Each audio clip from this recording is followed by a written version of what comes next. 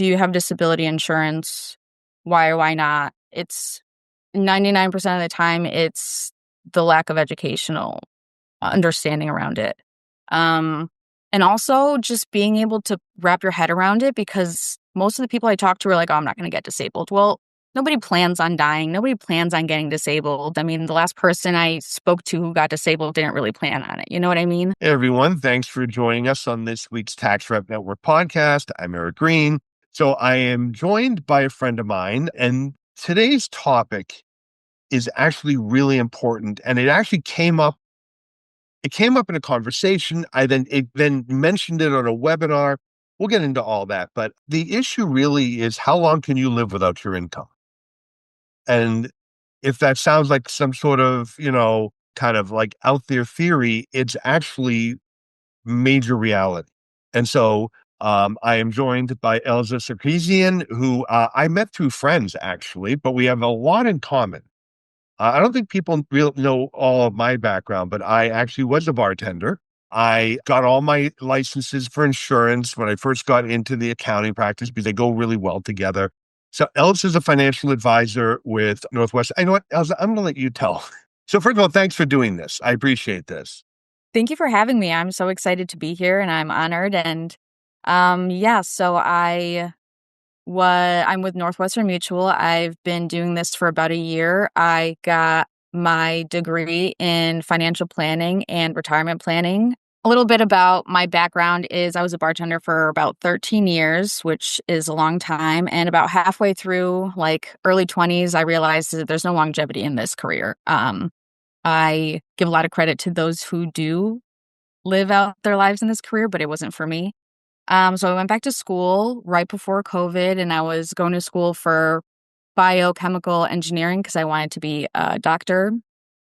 And then when COVID hit, myself, like everyone else, went through financial distress. And I had a life savings, and I was just paying my bills through my life savings. I wasn't getting unemployment at the time for the entirety of COVID, but that's a different story. I did as best as I could given the circumstances I was in, but eventually my life savings ended. I had to liquidate my one Bitcoin that I had at the time. 2 weeks later, it skyrocketed up to like $65,000, which would have been life-changing for me at that time. And I just went through so much mental distress over it, and it was a really bad spiral, and I almost lost myself in the process. And then I had a revelation of, this is not my fault. There's a systemic error in the educational system in which, we go into depth about the Pythagorean theorem and the Cold War and the Spanish War and all these great things that are worth learning about, but for 12 years straight without getting any education on the financial system and how to pay taxes and how to read a mortgage and how to read a car insurance policy, like just being thrown into the world with no background on that. I realized that this was my calling and I had to help people never feel the way I did in that moment. So I got my degree and I was still bartending at that time. And a couple of my regulars kind of asked me like what I'm doing outside of bartending. And I told them what I was like, my dream was to get a PhD in financial psychology and behavioral economics and go to the Board of Education with some credentials behind my name and kind of say what is going on and why are we kind of evading the situation of like, why is society built this way and how can we fix this? And yeah, I've been here ever since, and I really enjoy making a difference in people's lives and educating people on ways that they could change their family's generational wealth and their current incomes. And yes, I really enjoy it. Yeah, no, so a couple things. The experience I had, so I was a bartender. I started my own t-shirt printing business in college. I think I would put the experience I got as a bartender for 4 years up against any other experience I've had. You get to deal with people in all kinds of situations. And there is a real, I think, education you get at doing that. And being able to deal with people. I know there are a lot of accountants that listen to this. It's simply a skill you have to have. Like right now, today, the real opportunity is advisory. What is advisory? Advisory is stop doing the preparation and the bookkeeping. That could be automated, right? And we don't have to go through this. We've done shows and webinars, and if you're listening to this and you haven't taken any of that, we can teach you all that shit in one day. How to automate your practice, how to start making more money. But it's tax advisory, tax planning, estate and financial planning, IRS representation, CFO services. So one is the idea of elevating yourself, but as part of that, to become a business owner, not just, in other words, start owning a business and not a practice.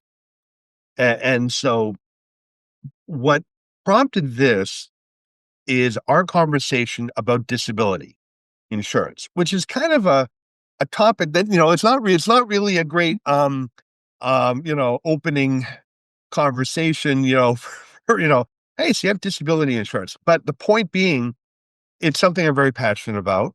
I have a lot of disability insurance because that was my greatest fear, is becoming not only losing my ability to earn, but actually now becoming a burden on my family because I'm not like I'm dead. I mean, maybe I have to be taken care of. I need, I don't, skilled nursing, whatever it is. And for those of you listening, I bet most of you have life insurance. But today, if you get into a car accident, you have a 20 times greater chance of being disabled than dying. And so I happened to mention this on a webinar. Elza, you and I had coffee.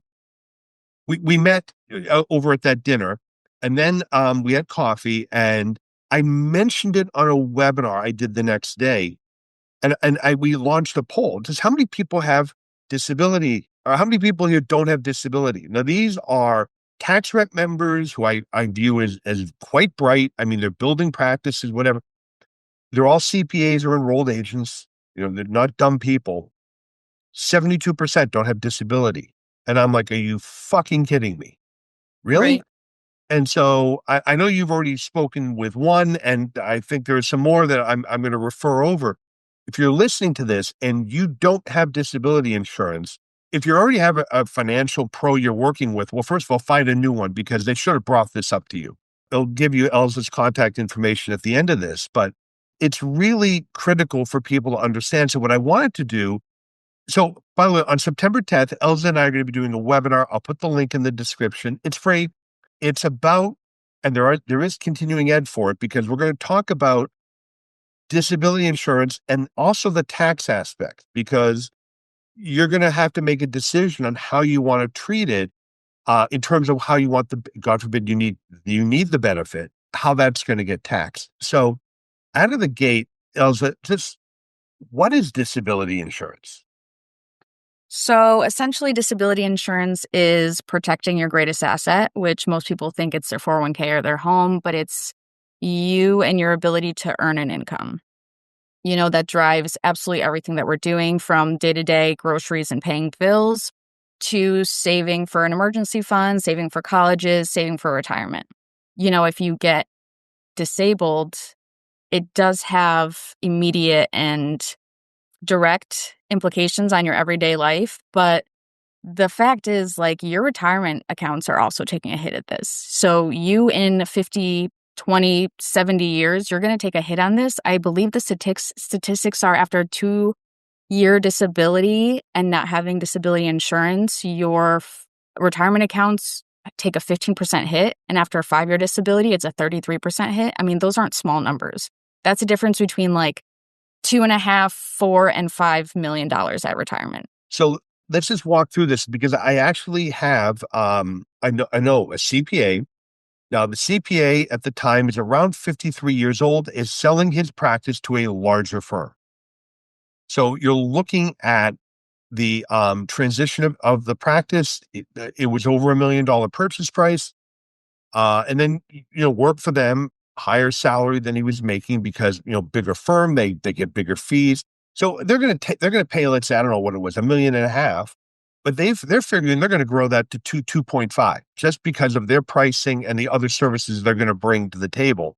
He ends up getting disabled. And because he's disabled, the purchasing firm backed out because he became disabled in a way that he can't function in a professional setting. I mean, he it was a terrible accident, went through the windshield, brain damage. It was bad. It's not like he hurt his back and now he really isn't like using a walker. It's disabled, completely disabled. No disability insurance. His income is basically gone because one, the firm buying backed out, but now he can't handle his own clients. And he didn't back then. We didn't have the automations involved, so it's not like he had staff that could pick up, keep everything even keel. He was kind of a solo guy. So now his practice vaporizes. Within 60 days, the clients have gone. Right, they're going to go find somebody else. I need my bookkeeping done. It's tax return season, whatever. They vaporize. So income is gone. He now has to be taken care of. There is no income coming in because they ended up selling one of his life insurance policies to a factoring company, which you're getting a fraction of. A financial disaster at every level. For the family, for him, practice is gone. This is one of those cases where I was like, oh, I mean, I had a little bit of disability. You know, a lot of people, we'll get into this, but a lot of people have a little bit through their employer, whatever. And so we actually put stuff in place here where the partners, well, actually everybody, we have a significant amount of disability. And I got to tell you, this is the kind of thing I don't mind paying for it, and I hope I never get a benefit from it. I hope when I retire, it just goes away. Right. You can say, well, you just wasted that money. No, I didn't, because I sleep better at night knowing that if something happens to me, my kids aren't dropping out of college. I'm not losing my house. Yeah, my partners, because at least I'm not a solo, they'd have to pick up the slack at the firm. I'm sure that would suck. I'd hope someone would miss me. But at the end of the day, it's not this kind of collateral damage that's going to roll out level by level through my family, friends, my practice. Things would just kind of, continue to motor along. And so I think it's pretty clear why it's important. What are the biggest barriers? Have people just not thought about it? Are people just willing to roll the dice? When you meet with people, I'm curious what that conversation looks like. Exactly what you said. So they definitely just want to roll the dice. A lot of it is just not being educated in the idea of the possibility of getting disabled. But, statistically speaking, there's a 35% chance, I believe off the top of my head, don't quote me on that, 33 or 35%, that anyone in their 30s now has a 33% chance of getting disabled by the time they turn 60. Those aren't small odds. And we're not just talking about like society's view of disability is usually like in a wheelchair. That's not necessarily what a disability is. The definition of disability is not being able to perform your substantial material duties at work. That could be Lyme's disease. That could be cancer. Everybody knows somebody that has cancer. It could be mental disabilities. It could be complications from pregnancies. There's so many things that could happen. A car accident. We drive machinery every single day, and it's not our faults. It could be somebody else who's speeding, drunk driving, under the influence, whatever the case may be. There's so many different obstacles in life that could cause a disability, and it's just irresponsible to not take action by, harnessing what you have that drives your entire lifestyle. People have dreams of like retiring in Italy or buying rental properties. Like, how is that going to happen if, God forbid, something happens to you? Right. No, and it's and depending on your profession, it can cause. I will tell you, my experience has been if and again, I'm focusing mostly attorneys and accountants are listening to this, but so there are a couple things. One, you need to have this, but this is the kind of thing you should bring up with your clients. First of all, it sends the message that you're thinking about them as a whole, and that dovetails into what else we've talked about automating your practice, subscription pricing. The whole pitch of that is I am your advisor. I'm not just the guy who does the return. I'm not just the person who shoves stuff into QuickBooks. So one, you want to bring this up with your clients because A, you just should, but it also sends the message that I'm looking at you holistically, right? Do you have your estate planning documents? I'm talking to you, but also your clients. If not, get them to sell it. And if you really want to boil this down, Elsie, you don't have to listen to this. If you want to boil this down, what you're going to do is you're now going to develop a relationship with a financial planner who can send you back work. All right. Number one. Number two, you develop a relationship with an estate planner. This is the kind of where you build a network by doing the right thing by the client. But one thing I have found is that if you have clients that go off their feet, and I mean that in a wholesome way, they're up on ladders, they're roofers, whatever, this can get pricey because the risk. So Elsa, because we're going to be doing a lot more together, you'll discover when you're doing an offer in compromise that, or any payment plan with the IRS, it's based on ability to pay.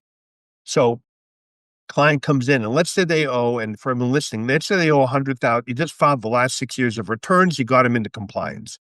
They owe $100,000 to the IRS. You go through the 433, what we call reasonable collection potential analysis. It's a formula, which Elza will become very acquainted with.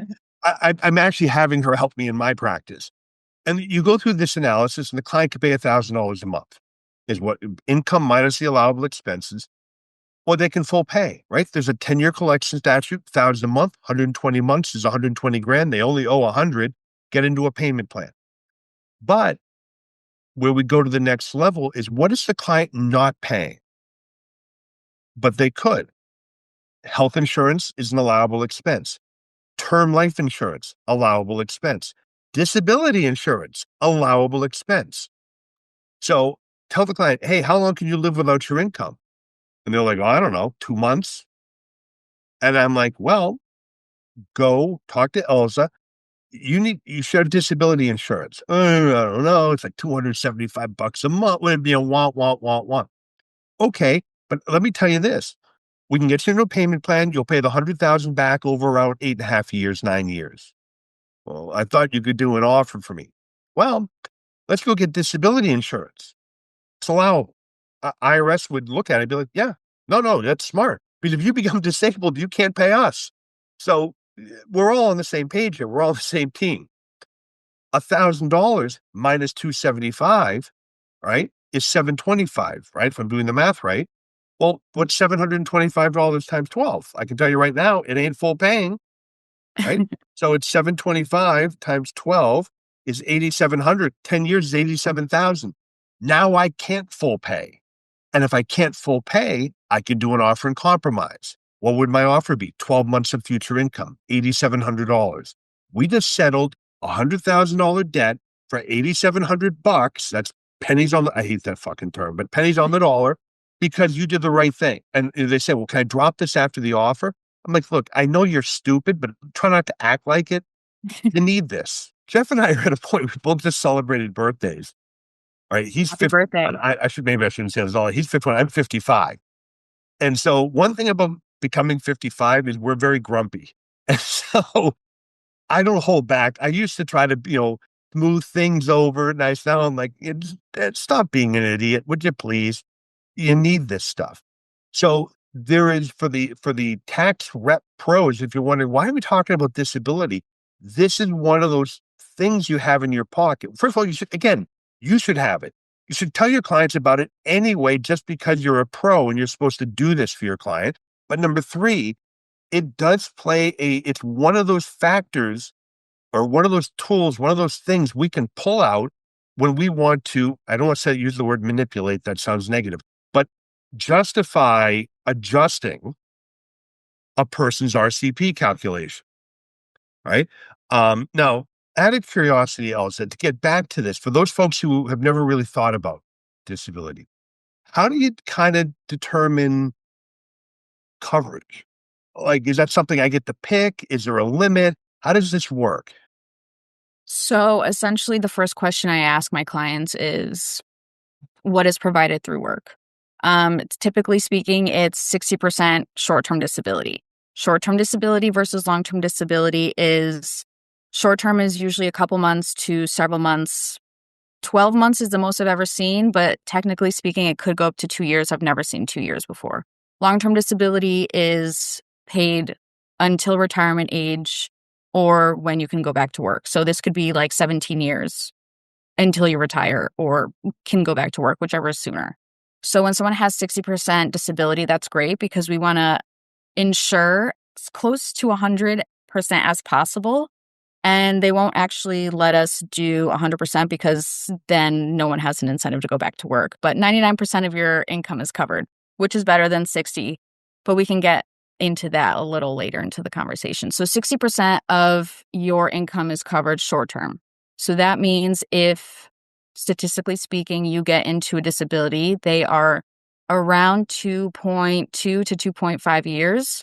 So that means you are self-insuring for the remainder of, I don't know, 1.5 years, depending on what is covered through work.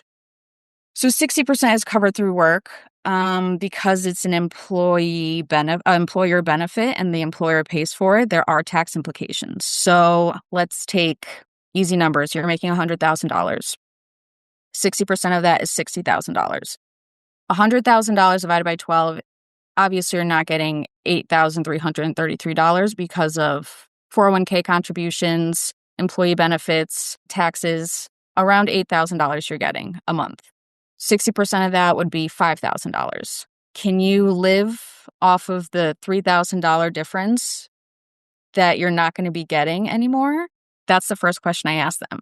Now, because it is an employer benefit and they're paying for it, there are tax implications, which means depending on your tax bracket, it's more like $3,700. You just lost about $4,500. How does that make you feel? Can you live off of that? Can you pay your mortgage and probably the new set of medical bills that you'll be having to deal with? Can your partner deal with that difference? Can they pick up shifts, or is it that not that kind of job? Like, these are all questions that play into how much. When talking about how much monthly benefit, we just want to maximize that. So if you're making $8,000 a month, we want to get as close to $8,000 as possible so that you can continue living the lifestyle you lead today without having to take a step back from it. Right. And this becomes, I might get the single people that, like, whatever. The reality is, once I had a family and then I had that accountant that I knew go through that, it really drove home I might end up being a burden. Now there's no more income. I mean, we're going to go bankrupt in short order. And so, no, it just struck me as I would almost suggest in some ways, well, now at my age, it's almost more important than the life insurance. Not really, because if I die, that, no, I don't get the disability either. Now I probably would still want the life insurance, but the bottom line is it is really a critical component, I would argue, to a business plan. Absolutely. The same way we have errors and omissions, and we have general liability insurance, and we have business interruption insurance for the next pandemic or whatever. Our business takes a huge hit if me or Jeff or Jay or one of the other partners goes down, because you're talking about someone who originates work and then also generates a lot of work, and a lot of revenue. And so it really is, to me, it's just one of those things that everyone should just be checking off the list. So the question is, we talked about short-term and long-term. Within this, is there any particular different types of disability? We're getting to the outer limits of my knowledge now, but are there different types of disability insurance? I mean, I know there's the short-term, long-term, which you covered. Are there particular policies that may bring other benefits? I thought I saw one years ago, I don't know if they still do this, that included long-term care. I don't know that those products even exist. Like, are there combination products, or is it really the standalone, short-term, long-term? So disability is a standalone product. There are different types of disability, but to answer your question, long-term care is usually paired with life insurance, whole life insurance. So you're 100% right when you say disability and term insurance are pretty much the two initial things that we want to implement into everybody's strategy. If you lose your income, we have no more relationship because you're probably going to want to liquidate all of your assets to be able to pay for your mortgage, your bills, your kids' educational funding, XYZ. But The second component of that is the life insurance, which covers the mortgage for your spouse, the educational expenses if you perish. The whole life insurance is paired with the long-term care rider because they want you to have the whole life insurance, and they make it very affordable to tack on the long-term care. Long-term care by itself as a standalone policy can be very, very expensive, but adding it to a whole life policy is very, very inexpensive. And they have different benefits, but we could do another discussion on life insurance. I could talk about that. Oh yeah, no, well, yeah, and we will because it's one of the last great planning tools. And again, for the accountants who are listening to this, I'll give you the idea in 30 seconds and we're going to move on because we have limited time and it is a whole other discussion. But if you make, I forget, what is it, more than 175 or something, you can't do a Roth IRA. Your Right, income. The way you do this is you have a whole life, or at least a permanent policy, whether it's universal or whole life, but you can overfund it up to a limit. There's something called the MEC, modified endowment contract rules that you can't cross, but right, you can overfund, which means now you're paying more in. Because it's part of a life insurance policy, unlike a mutual fund, it's not taxed every year. So you're putting in after-tax dollars. It doesn't get taxed every year, so it grows tax deferred within the insurance policy, and you can invest it in mutual funds or whatever, just like a Roth. And then later, when you retire, if you take out loans to yourself, you'll never pay tax on the gains.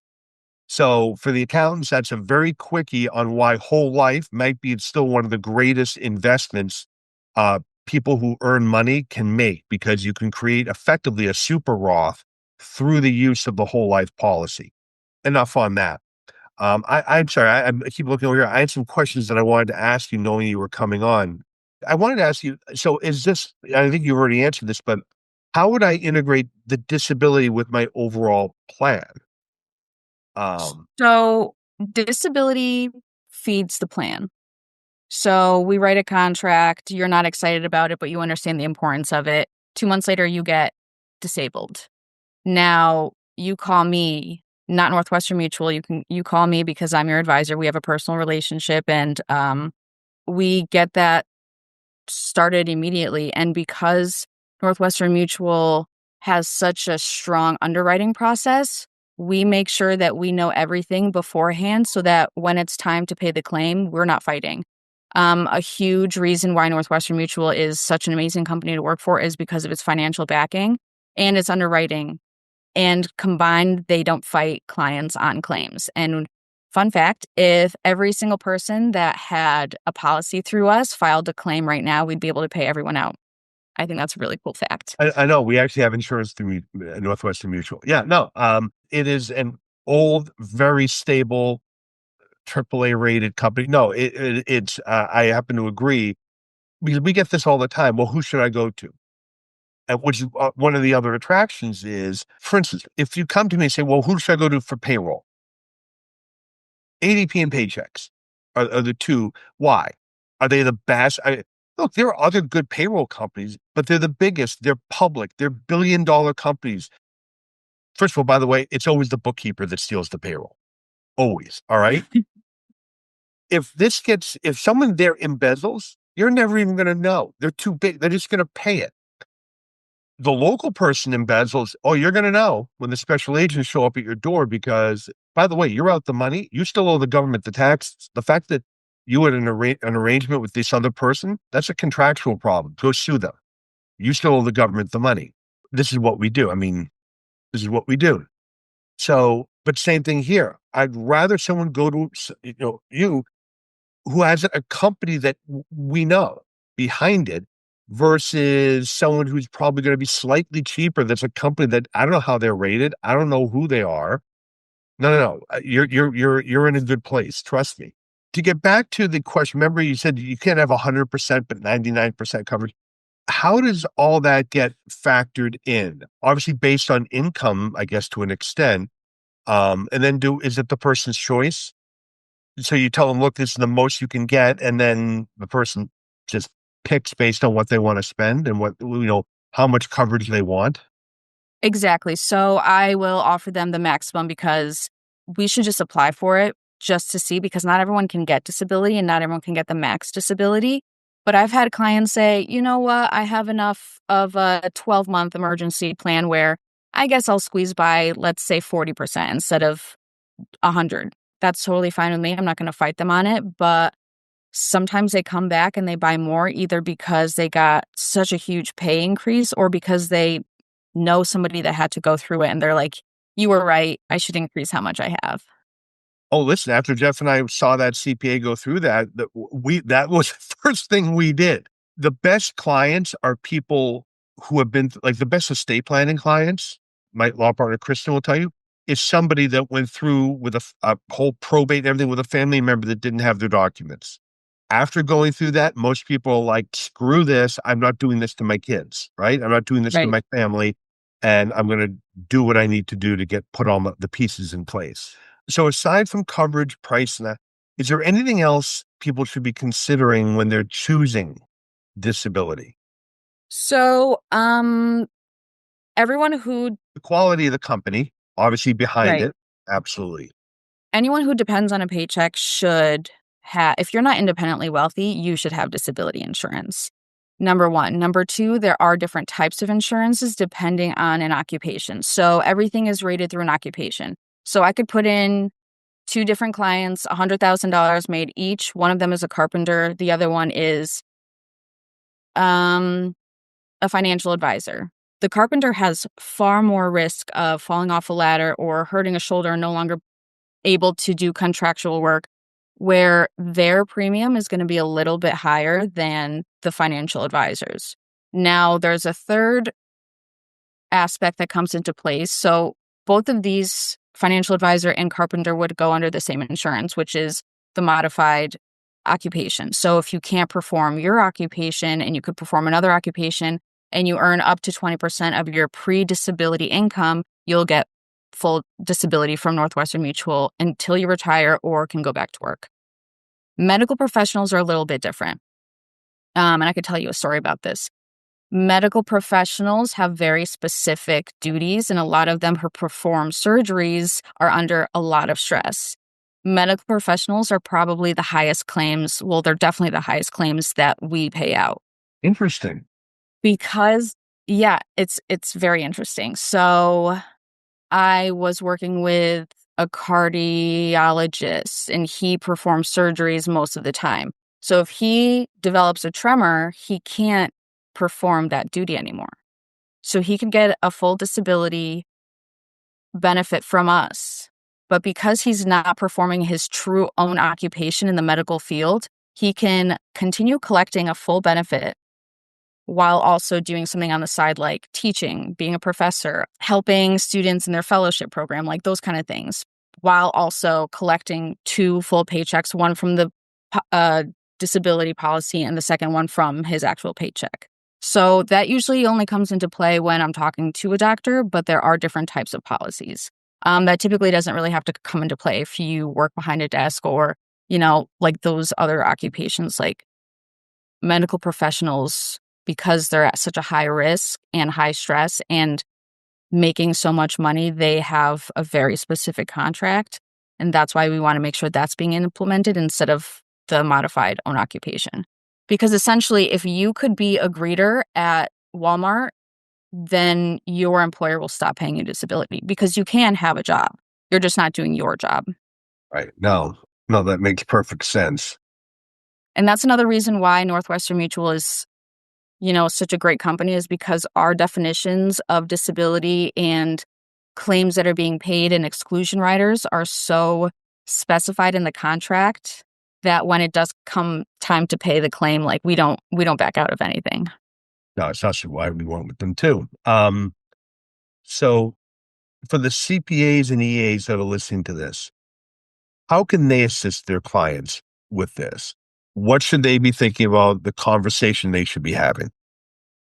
Do you have disability insurance? Why or why not? It's 99% of the time it's the lack of educational understanding around it. And also just being able to wrap your head around it, because most of the people I talk to are like, oh, I'm not going to get disabled. Well, nobody plans on dying. Nobody plans on getting disabled. I mean, the last person I spoke to who got disabled didn't really plan on it. You know what I mean? It's really just tying the heartstrings to, everything that you have Right. pretty much. Well, and again, the title of this program is generally how I lead off. How long can you live without your income? Because I find that brings it, I think, into real stark contrast, right? In other words, there is no more income. Walk me through what that looks like. And usually it's, that's going to get ugly. Yeah. Right. Mm. And so it's really a conversation um, to have with the client. And again, if you're listening to this and you don't have disability insurance, what we didn't get into, but we will on the webinar, is the taxability of this. Should like Jeff and I, should we be deducting the disability payments now, meaning that we're going to it'll be taxable if we ever end up receiving the benefit? Well, am I better off with the deduction in the higher tax bracket and paying the taxes in a lower bracket? Maybe. This is where actually for a CPA or EA, you can add a little value to the client. So you're a business owner. We got to get your disability. Call Elza, get this in place. By the way, let's look at, should you be deducting it now? What are the savings versus picking it up as income? If that were your only income, you might, or maybe not, depending on how much you get, be in a lower bracket. So the taxability of this can also get a little interesting in terms of just strategy for a business owner. Do you deduct it or not? And again, to be discussed during the webinar. So again, Elza and I, September 10th. I'll put the link in the description below. It's free. There's one CPE credit. Join us, and CE credit for EAs. And we're going to walk you through a lot of this. And again, give you some good information you can go back to your clients with, which I know we all tell you should be doing anyway, but everyone's so busy. But this is something you need to deal with. It's something they really should deal with. And just as a kind of final, for the folks listening, how do they get in touch with you? How's the best way to reach you? You can reach me at my phone. My direct line is 860-837-3839, or email me at ELZA period SARKISIAN at NM.com. Yep. And again, I'll put your email actually in the description so people can email you, contact you if they want to. And again, I'll also put the link for September 10th for the webinar so people can register. It's free. And I think you'll get some great info, take back to your clients, start elevating yourself into the advisor they need you to be, and you should get paid to be. And listen, thank you for listening. Elza, thanks for taking the time. It's been great. Thank you for having me. I had a great time. All right. And everyone, thank you. And we'll see you. I'll see you on the webinar on the 10th. And we'll see you next week on the podcast. Bye-bye.